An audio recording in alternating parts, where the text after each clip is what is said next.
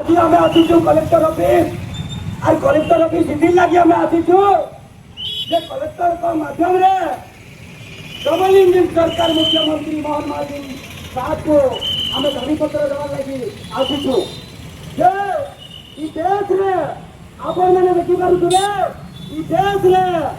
पशु पक्षी कीट पतंग गणना करा जाउछे किंतु मनुष्य जन्म नहीं ओबीसी समाज जनगणना नहीं कर बहुत बड़ निंदनीय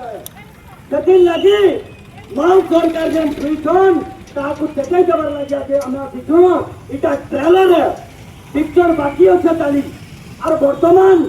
इलेक्शन आसूचे 2027 भारत देश गणतंत्र राष्ट्र है इठाने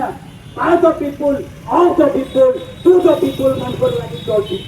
तो अपन भूली जाऊं मन पका देवा लगे अपन आसी आज जे ई लोक मानकर द्वारा ई सरकार गति देती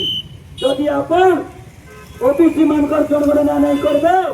एवं तांकर जेन 52% अछन 52% तांकर खुटा जदि मुख जाबा ताले सरकार के हमें बटै देबो आसबार इलेक्शन की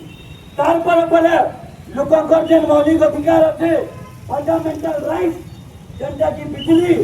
जेन सारा भारत रे ओडिशा एटा गोटे राज्य जेन ओडिशा रे जल जंगल जमीन भरपूर रही अच्छे आज से ओडिशा रे 26 मेगावाट पावर प्रोडक्शन होचे किंतु ओडिशा जनसाधारण